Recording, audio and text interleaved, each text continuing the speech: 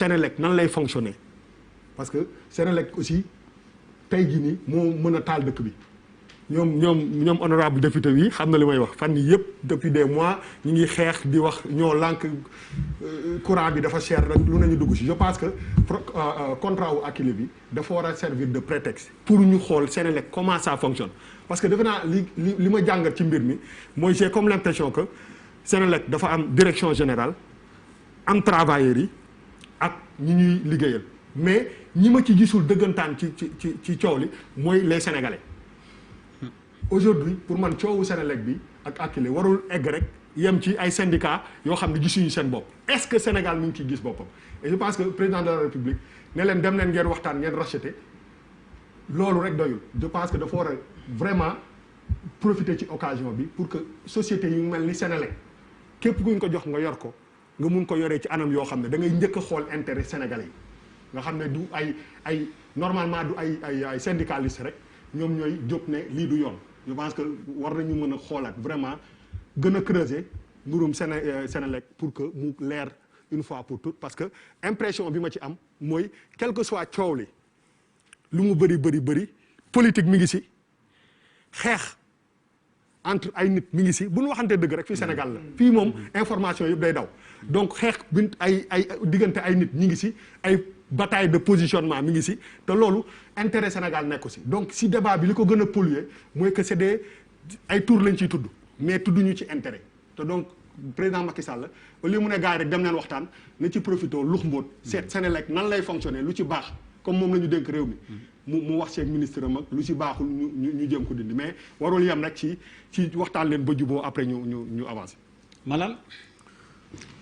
waaw déjà dañuy kontaan trop ci xam nga récemment émission bi passé jàkkaarloo daf ci amal waxtaan bu yaatoo yaatu. te yaakaar naa ni waxtaan bi ci jàkkaarloo amal mu nekk waxtaan bu yaatu bokk na ci li inspiré président ba xëy na mu am yenn mesures yi mu jël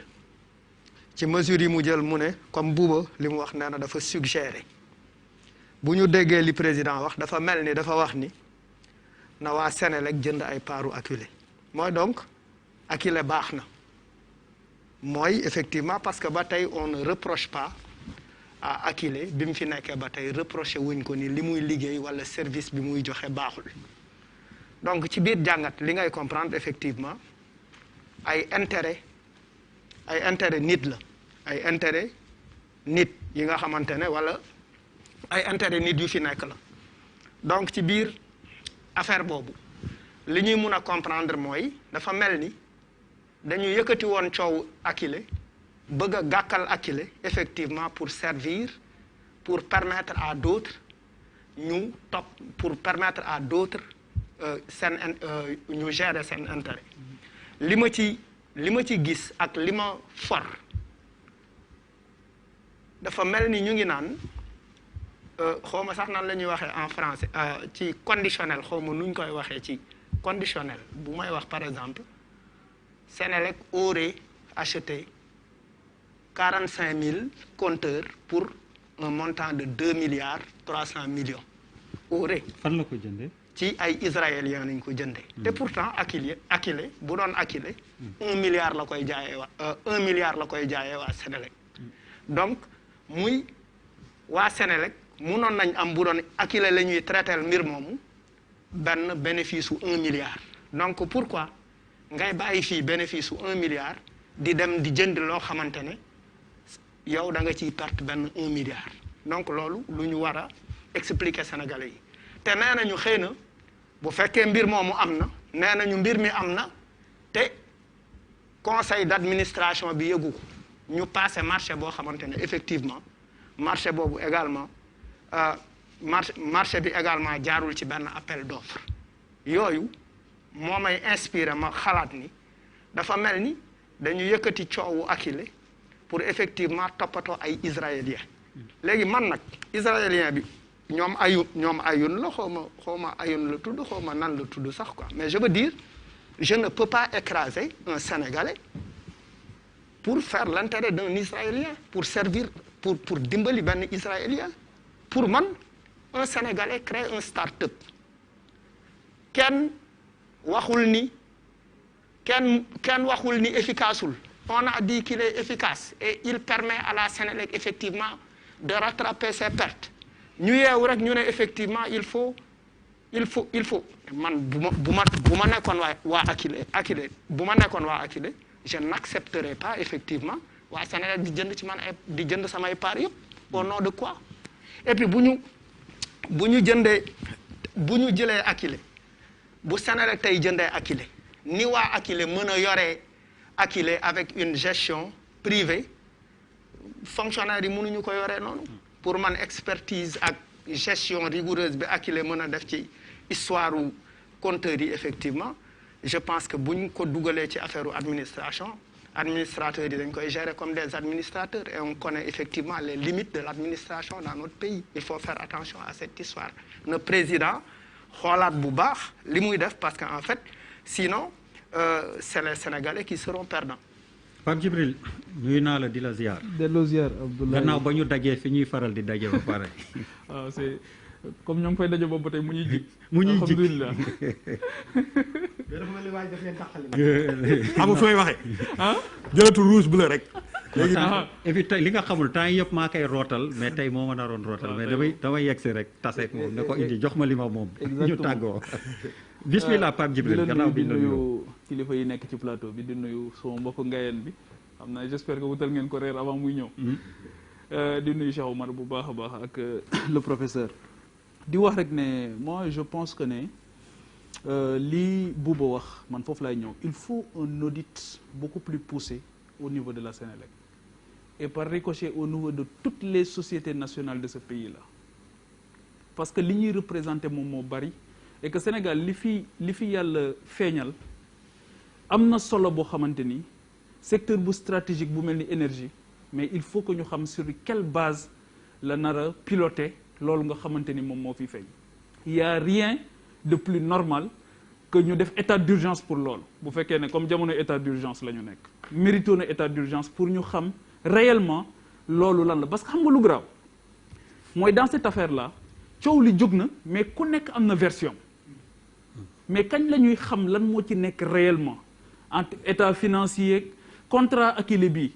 am na si ñoo xamante ni lu ne daj nañ ko ci pour am contrat bi mënuñu ko gis mel ni ça doit pas être public yaa ngi dégg donc ça devait être public parce que au départ on nous disait que c'était une filiale à l'arrivée on se rend compte finalement que Sénélec n'a que 34%. Est-ce que 34% bu ko société mère bi amee est-ce que lu ci soqe lu ci bàyyeekoo nekk branche est-ce que filiale lay nekk je ne le pense pas aujourd'hui ñu wax ne il faut casser le contrat juridiquement c'est quoi casser un contrat est-ce que dañuy dem négociation parce que dafa mel ni ci loolu lañ gën war a loolu la ñu gën a jege bu fekkee ne dañuy racheter pour man le président a raison il demande tout simplement à ce qu'on filialise Akilee parce que loolu lañ ko waxoon au départ loolu la ñu waxoon l'ancien directeur avait dit que c'était une filiale de la Sénélec.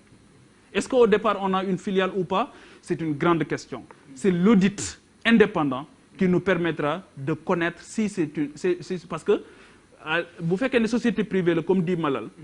mais c'est une privatisation de fait en réalité de la Sénélec qui appartient à tous les Sénégalais. te loolu du affaire préférence nationale parce que le débat c'est pas les Israéliens parce que boo demul ci Israéliens yaa ngi dem ci Chinois yi c'est tout man Israël ne m'intéresse pas dans cette affaire Chinois yi ne m'intéressent pas dans cette affaire c'est deux questions qui vaillent deux questions principielles de quoi s'agit-il où se trouve l'intérêt général nit ñi ngi ciy tudd ay guerre politique yi ñu ciy wax ak yooyu yëpp man ça ne m'intéresse pas parce que xam naa ne xeex combattre nit en politique suñu histoire récente wane na ne combattre nit mënul tere nit nekk président de la République bu fekkee ne yàlla tudd na ko ci moom ak volonté sénégalaise président Macky Sall moo la ko gën a xam à un moment donné il avait tout l'appareil d'État contre lui est-ce que empêché na ko mu nekk président de la République mais non c'est-à-dire que loolu pour man ay argument fallacieux yoo xamante ni dafay tax ñu topp l'ombre ba la proie rëcc ñu c'est quoi la proie ici c'est quoi l'ombre ici les destins présidentiels des uns et des autres ne nous intéressent pas comme ni ko Bouba waxee li ñu intéressé mooy mais on a cannibalisé beaucoup de nos sociétés nationales yi ñu def ko ay pouponnières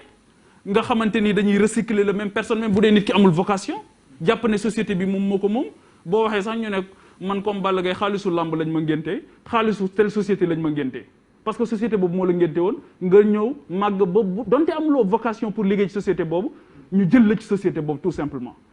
Donc pour man loolu ça c'est beaucoup plus sérieux que ça et je pense que le président malheureusement aussi président Macky depuis 2012 lu xew mu ne il siffle la fin mais tout le temps on rebolote.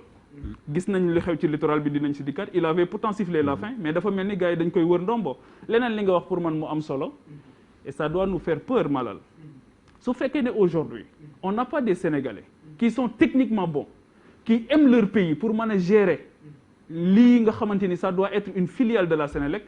mais kon on a des problèmes et là aussi malheureusement le président depuis 2012 il parle de réforme de l'administration et ces réformes n'arrivent toujours pas et ces réformes là dafa war a ànd aussi avec une capacité managériale